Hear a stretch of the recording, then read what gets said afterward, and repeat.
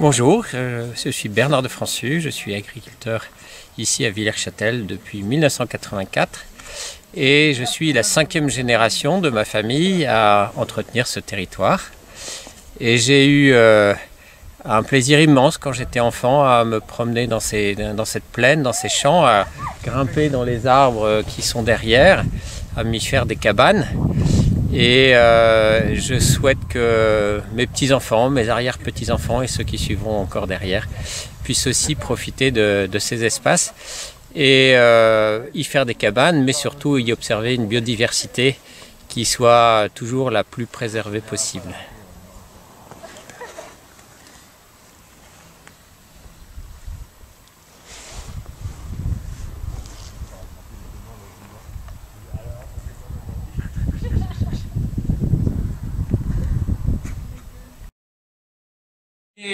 J'ai fait un petit poster. Bon, je suis dans la pédagogie puisque je suis dans une école d'ingénieurs et du coup, on demande à nos étudiants, quand ils ont quelque chose à exposer, de constituer un poster pour argumenter, pour soutenir un peu leur discours. Donc, j'ai fait de la même façon et je voulais juste vous dire pourquoi aujourd'hui je vous ai proposé ça et pourquoi je ne voulais pas éventuellement proposer avant. Et en réalité, pour moi, il y a vraiment cinq axes majeurs. Le premier, c'est favoriser la biodiversité. Moi, je suis un passionné, je suis né ici. Quand j'étais tout petit, j'allais observer les oiseaux dans les bois, dans la sucrerie, il y avait des bassins avec des oiseaux d'eau, etc. Et je suis un passionné d'ornithologie. Du coup, pour moi, je sens, et c'est quand même étonnant, à l'échelle humaine, on se rend compte combien la biodiversité est en train de changer. Je ne vois plus les oiseaux que je voyais quand j'étais gamin.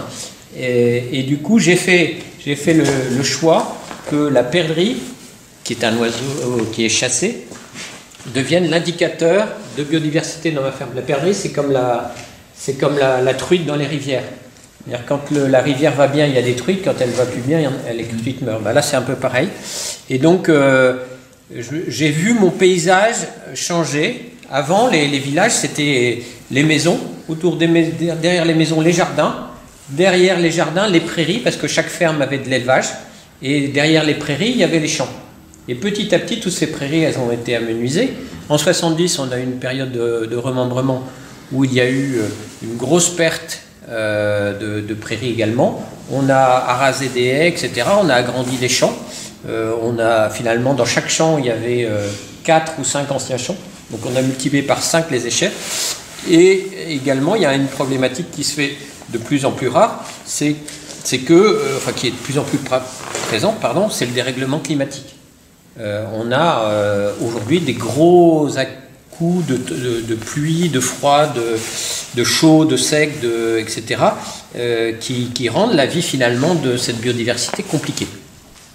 Un seul exemple, c'est qu'aujourd'hui, comme on gagne en termes de température, et les insectes ont des cycles qui démarrent plus tôt dans le temps, et les oiseaux migrateurs qui arrivent, quand ils arrivent et qu'ils nichent, ils ne peuvent pas capter ces insectes pour nourrir leurs oisillons parce que les insectes ont déjà fait un cycle. Donc ils sont perturbés. La deuxième raison, et j'ai vraiment été choqué l'année dernière, au printemps, ici, là où on travaille, il y avait des petits pois de conserve. Eh bien, le champ a été complètement raviné. Il y a vraiment des grosses ravines là et de l'accumulation dans le bas d'une terre qui a été érodée. Je me suis dit non, on ne peut pas, c'est pas normal.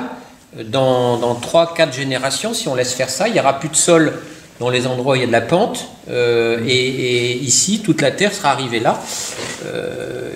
On a ce rôle pour les générations futures de faire quelque chose.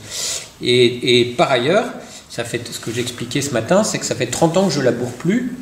Et je suis convaincu qu'il y aura convergence entre l'agriculture conventionnelle et le bio. Dans 20 ou 30 ans, de toute façon, la société ne veut plus des produits pesticides, etc. Et donc, il y aura une pratique tout le monde sera bio pratiquement. Donc, est-ce qu'on supporte ça comme une contrainte? Ça s'impose à nous et on le vit mal? Ou est-ce qu'on anticipe? On se dit, voilà, je m'y essaye, je fais avancer le schmilblick vers ce sujet-là, et à ce moment-là, je suis en avance. Et quand j'ai commencé à ne plus labourer, les gens me disaient, mais t'es cinglé, etc. Et aujourd'hui, je continue à voir mes rendements augmenter tous les ans, sauf cette année parce que c'était climatiquement compliqué, mais tous les ans, mes rendements s'améliorent. Et donc c'est pas un problème. Ce qu'on me disait comme étant un problème ailleurs, j'ai pu constater que ça n'en était pas là. Aujourd'hui, je ne sais pas comment je vais pouvoir me passer d'utiliser des produits phytosanitaires. On les utilise beaucoup moins que je les utilisais quand j'ai commencé. Je les utilise encore moins que ce qu'utilisait mon père. Mais je sais que dans 20 ans, je le ferai encore moins. Et donc, voilà, si on est en avant du sujet, on ne vit pas la contrainte. Par ailleurs, ce que je trouve débile, c'est de brûler tous les jours du fioul dans ma chaudière, dans mes tracteurs. Bon, est-ce que je ne peux pas à la fois améliorer ma biodiversité, lutter contre l'érosion par des plantations et utiliser ces bois pour pouvoir travailler ce bois comme source d'énergie et chauffer ma maison, ma ferme avec ça. On chauffe déjà le château avec du bois, donc on va le faire ensemble. Et puis après, c'est travailler le paysage. C'est un endroit, certes les champs sont à moi, certes je fais ce que je veux sur mes champs, mais les gens qui traversent ce paysage, ils en profitent ou ils le subissent. Et quand je mets du lin, qu'il y a des jolies fleurs bleues de ce lin, tout le monde est content de voir ça et je suis content que les gens soient contents. Voilà. Donc si je peux moi travailler mes champs pour que le paysage soit joli, eh ben, c'est quelque chose qui est commun et partagé. Et donc je suis content de pouvoir le faire. En tout cas, si c'est pas moi qui le fais, qui va le faire? Voilà. Et puis par ailleurs, on a fait des erreurs, on a arraché des haies, on a rasé des talus. Eh ben, est-ce que demain on peut refaire un paysage qui ait du sens? Puis ensuite, c'est communiquer pour demain. Ben voilà, moi j'ai pas loin de 60 ans. Mes enfants, c'est pas du tout sûr qu'ils reprennent la suite. Donc, qu'est-ce que ça sera demain? Moi, pendant 10 ans, 15 ans, toutes les haies que je plante depuis 10 ans, je fais 200 mètres de haies tous les ans. Je le faisais tout seul. Et puis, à un moment donné, j'ai rencontré Alan sur le salon de la COP21, qui était la conférence pour le climat à Paris l'année dernière. Et j'ai trouvé sympa ce qu'il faisait de proposer à des gens qui n'avaient pas la chance que j'avais d'avoir des terrains, de vivre à la campagne, etc., qui avaient envie de faire quelque chose là-dessus. Je me suis dit, tiens, est-ce qu'on ne peut pas faire quelque chose qui se réponde? Peut-être que moi, dans 15 ans, le jour où je ne suis plus en état d'entretenir tout ça, peut-être que mes enfants seront ailleurs. S'il y a des gens que ça intéresse, s'il y a des gens que ça mobilise, peut-être qu'on peut le faire ensemble.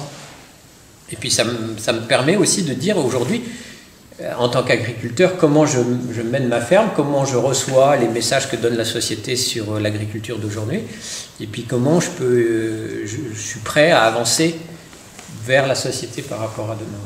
Donc c'est un peu ça que je voulais dire dans ce poster. Donc voilà, partager une vision future avec la société, mais aussi dire que l'agriculture aujourd'hui, on dit beaucoup, les agriculteurs aujourd'hui, ils mettent des pesticides en quantité phénoménale, ils mettent beaucoup d'engrais, etc. C'est pas vraiment ça. Il y a autant d'agriculture qu'il y a d'agriculteurs. Il y a des agriculteurs qui sont très très sensibilisés à la question de l'environnement et des agriculteurs qui s'en foutent complètement et qui veulent faire du pognon. Comme dans toute société, il y a de tout. Voilà. Et donc, je pense que ceux qui ont envie de travailler avec la société sont de plus en plus nombreux, parce que quand on est agriculteur, mais on est aussi citoyen. Et donc, on sent le même mouvement chez les agriculteurs que dans le reste de la société. On a envie d'avancer. Eh bien, c'est ça que je voulais vous partager aujourd'hui. Voilà.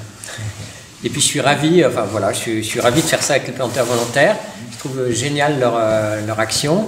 Je suis ravi aussi que des gens comme vous, en toute simplicité, on est dispo, on a envie, il y a des choses qui bougent, on a envie de s'y associer. Comme vous disiez tout à l'heure, c'est la société, pour avancer, il faut qu'elle soit pleine de bonne volonté. Et c'est toi, Didier, qui disais on n'est pas là que pour consommer. Et ça me rappelle une phrase de Pierre Rabhi, que vous voyez peut-être qui c'est, Pierre Rabhi, qui est quelqu'un qui s'est présenté aux élections présidentielles il y a quelques années pour faire parler de lui, mais c'est un agriculteur philosophe. Et il dit on n'est pas sur Terre pour vivre, pour produire et consommer. On est sur Terre pour aimer et protéger la vie. Et moi, je me fais volontiers cette phrase pour moi, quoi.